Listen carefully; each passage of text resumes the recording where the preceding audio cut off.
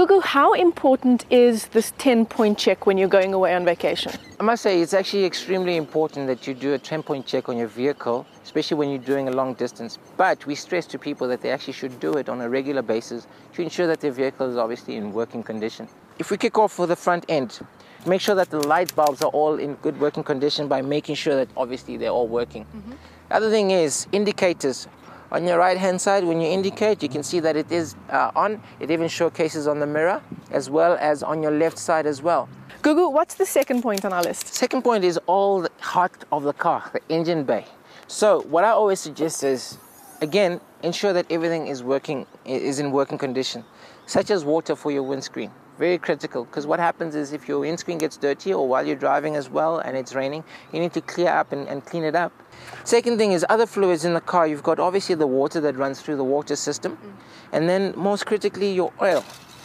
Oil needs to be checked on a regular basis and ensure that you've got adequate amount of oil in your car.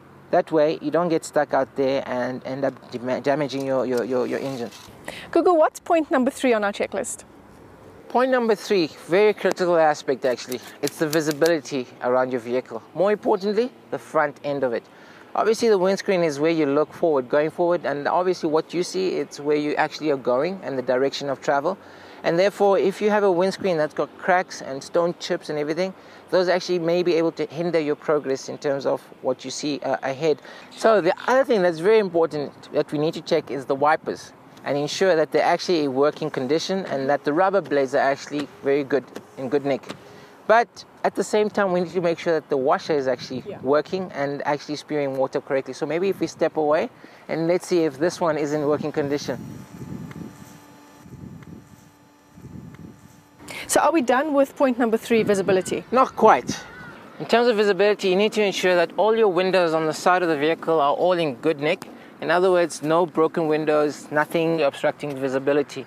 But more importantly as well, just like the front windscreen, your rear windscreen is very important so that you're able to see what's happening behind you. So the rear lights need to be on and make sure that they're all in working condition and that all the bulbs are working, especially when you apply your brakes. People need to be able to see that the brakes are on, the light on the top is on, and at the same time when you're indicating either going right or left. But another story that we need to look at is actually the reverse light. So as soon as someone engages into reverse in the car, you need to be able to see that, hey, this car is about to reverse. So 4 points down, Gugu. What is our point number 5? Point number 5 is actually the brakes of the vehicle. We need to make sure that they are working because they're a very critical aspect of slowing down and taking you out of danger. Let's go have a look in the front. You need to ensure that your brake discs are in good condition, which is this little element, and all round, and make sure that they're worn out evenly as well and that they are not actually grating against the brake pad, which is over here. Brake pads need to be checked regularly as well to ensure that the wear is sufficient, but at the same time that it hasn't worn to such an extent that it's steel. And when it's steel against steel, the car is ineffective when it comes to slowing down. While we're here at the tire, can we do point number 6? Yes, certainly we can. What I'm going to do is get the car started and then work my magic and turn the tire so that to reveal what we're going to chat about.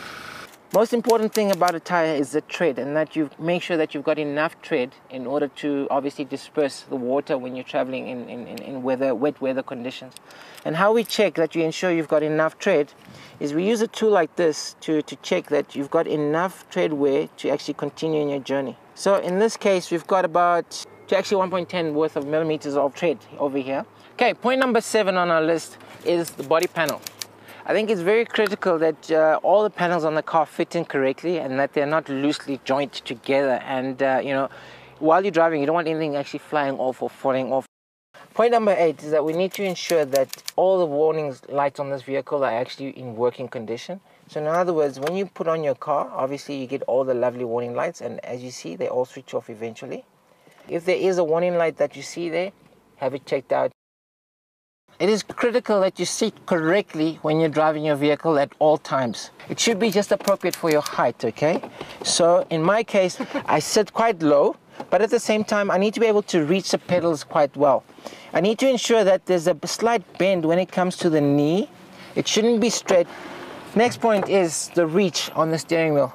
Sometimes you see many people, they reach quite far out. It's either they're too far away from the steering wheel. The other thing is, if it's too close, you're actually unable to use the steering wheel effectively enough and be in control of the vehicle at all times.